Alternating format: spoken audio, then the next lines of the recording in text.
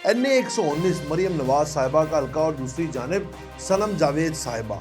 एक तरफ एक सियासी जमात की लीडर और एक सही बाहैसियत खातून, और दूसरी तरफ सनम जावेद जो कि टिकटॉक स्टार हैं, एक तरफ वो हैं। दोनों के दरमियान मुकाबला होने जा रहा है और ये मुकाबला सिर्फ तहरीक इंसाफ वाले समझते हैं कि हमारी जानिब से है, जबकि नून लीग के जो कारकुनान हैं, जो नून लीग की क़यादत है, जो कैंडिडेट्स हैं, वो कहते हैं कि हम इसको मुकाबला नहीं समझते। अस्सलाम वालेकुम, आप देख रहे हैं हमरा न्यूज़। मैं हूं आपका होस्ट अब्दुल रहमान। NA 119 मरियम नवाज साहिबा का हल्का और दूसरी जानिब सनम जावेद साहिबा। एक तरफ एक सियासी जमात की लीडर और एक सही बाहैसियत खातून, और दूसरी तरफ सनम जावेद जो कि टिकटॉक स्टार हैं, एक तरफ वो हैं। इन दोनों के दरमियान मुकाबला होने जा रहा है और ये मुकाबला सिर्फ तहरीक इंसाफ वाले समझते हैं कि हमारी जानिब से है, जबकि नून लीग के जो कारकुनान हैं, जो नून लीग की क़यादत है, जो कैंडिडेट्स हैं, वो कहते हैं कि हम इसको मुकाबला नहीं समझते।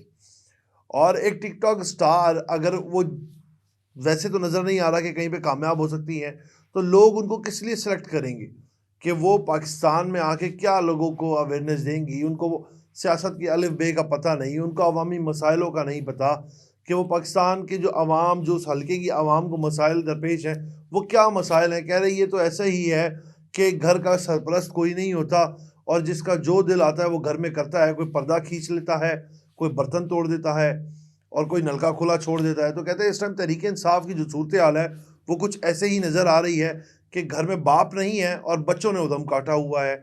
एक एक सीट पे चार चार लोग इमरान खान की तस्वीरें लगाकर और कह रहे हैं हम भी तहरीक इंसाफ के हैं, हम भी तहरीक इंसाफ के। इसका जो नुकसान होगा असल में वो खुद तहरीक इंसाफ को ही होगा। जो उनका अपना वोट होगा वो डिवाइड हो जाएगा, जिसका फ़ायदा नून लीग ले लेंगी। और नून लीग के जो जमात वाले हैं वो यही कह रहे हैं कि हमें ये कोई मुकाबला नज़र नहीं आता कि सनम जावेद को कौन जानता है। और यहाँ तक कि अता तारा जो है, उन्होंने अपने एक इंटरव्यू में जब उनसे सवाल किया गया कि सनम जावेद आ रही हैं, तो अता तारा ने कहा वो कौन है। तो फिर एंकर ने बताया कि जनाब वो पाकिस्तान तहरीक इंसाफ की जानिब से कैंडिडेट। कहते हैं अच्छा, इसके अलावा उनका क्या ताल्लुक है। उन्होंने कहा टिकटॉकर। उन्होंने कहा ठीक है, टिकटॉक कर रहे हैं।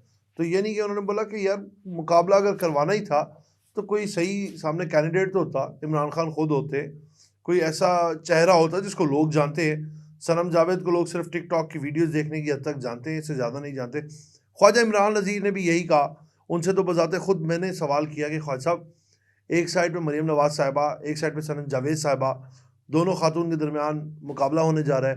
तो वो मुस्कुराया और उन्होंने मुस्कुरा कर जवाब दिया। उन्होंने कहा देखिए ये जो इलाका है ना, ये नून लीग का है।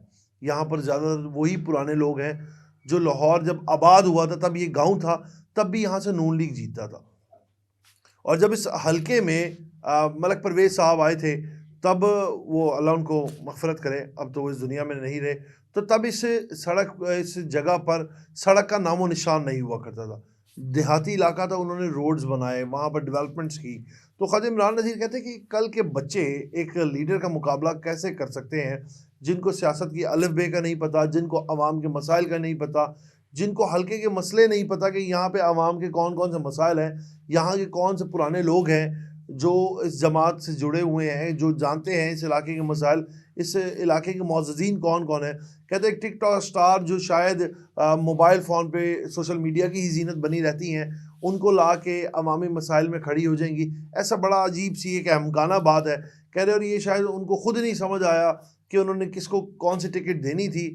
बात घूम फिर के वहीं आ जाती है कि घर में अब्बा कोई नहीं है, सारे बच्चे मस्तियों में लगे हुए हैं। तो कहते हैं कि तहरीक इंसाफ के इस टाइम पे वही हालात हो चुके हैं कि अब्बा घर को नहीं ते बच्चे ने हला लाला मचाई। तो बस यही सारी सूरत हाल चल रही है। और तहरीक, हर बंदे को ये होता है, वो पुरुमीद तो होता है कि हम जो है यहाँ से कामयाब हो जाएंगे, यानी कि दूर के ढोल सुहाने होते हैं। कामयाबी भी बहुत दूर है और लग रहा होता है कि बस ये सीट हम लोग मार जाएंगे। और वैसे भी नून लीग की जितनी क़यादत है, जो कैंडिडेट्स हैं, ये नून लीग के जो रहनुमा है, उनका यही कहना है कि सोशल मीडिया की जमात है। सोशल मीडिया पे इनको व्यूज़ लेने हैं तो ये आ सकते हैं। सोशल मीडिया पे इनसे हाइप किसी बात की क्रिएट करवानी है वो ये कर सकते हैं। सोशल मीडिया पे वावैला मचा सकते हैं, और जबकि अमली काम इस जमात के पास कोई नहीं है। तो शाइस्ता परवेज़ मलिक भी यही कह रही थी। वो कहती हैं कि इस हलके की आवाम जो है वो मरीम नवाज़ साहिबा से जुड़ी है और उनको पता है कि ये कायद की बेटी हैं और इस इलाके में जो भी अहम मसले होंगे, जो उनके बड़े मसाइल होंगे, यानी कि वहाँ पे अगर सीवरेज का मसला है, स्कूल का मसला है, डिस्पेंसरीज नहीं है, हॉस्पिटल नहीं है, जो भी वहाँ पे मसाइल मौजूद होंगे, क्योंकि पसमानदा इलाका है, तो वो तमाम मसाइल जो है वो कायद की बेटी हल करवा सकती हैं। और मियाँ नवाज शरीफ ने जो अपना मंशूर पेश किया है, यकीनन उसी विजन के साथ पाकिस्तान आगे तरक्की कर सकता है और तरक्की की राह पर गामजन होगा। क्योंकि 2017 में जो पाकिस्तान था और अब जो 2024 में है, वो ज़मीन आसमान का फ़र्क है। कह रहे कि जो हालात इस मुल्क के छोड़ के गए थे, ये मुल्क कब का डिफ़ॉल्ट कर जाता। लेकिन शहबाज शरीफ साहब ने जब गवर्नमेंट संभाली है, तो उन्होंने किसी तरीके से डंडा लगाकर उस गिरते हुए पाकिस्तान की दीवार को डंडा लगाकर सहारा दिया और ये दीवार वापस अपनी जगह पर खड़ी हो गई और बड़ी मुश्किल से इस दीवार को कायम रखा है। कहते तरीके इंसाफ की भरपूर कोशिश थी कि वो इस दीवार को एक और धक्का देते, यानी कि वो नारा है, गिरती हुई दीवार को एक धक्का और दो। तो कह रहे हैं इनकी भरपूर कोशिश थी, अल्लाह ना करता कि हमारा मुल्क डिफ़ॉल्ट कर जाता, तो इस मुल्क का क्या बनता। और वाकई में ये बात बड़ी ही सोचने लायक है कि अल्लाह ना करे कि हमारे मुल्क डिफ़ॉल्ट कर जाता, तो क्या बनता।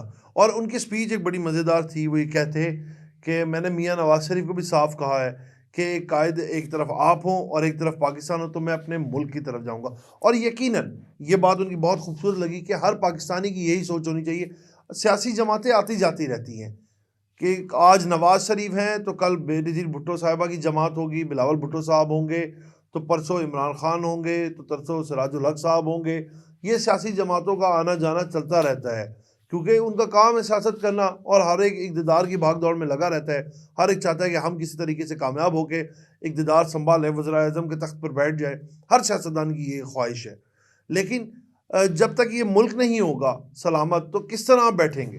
तो हमारी यही दुआ है और तमाम पाकिस्तानियों का एम सोच यही होनी चाहिए कि हमारा मुल्क मुनज़्ज़म रहे, हमारी फ़ौज मुनज़्ज़म रहे, हमारे इदारे मुनज़्ज़म रहे। अगर हमारे इदारे, हमारा मुल्क मुनज़्ज़म रहेगा, तभी ये सियासत और ये उतार चढ़ाव चलते रहेंगे। नहीं तो मैदान जब खाली होगा, तो फिर अकेली कुर्सी लगाकर बैठने का कोई फ़ायदा नहीं। इसी के साथ अपन मेज़बान को इजाज़त दें, आपसे फिर मुलाकात करेंगे एक नए व्लॉग के साथ, एक नए प्रोग्राम के साथ। तब तक के लिए अल्लाह निगहबान।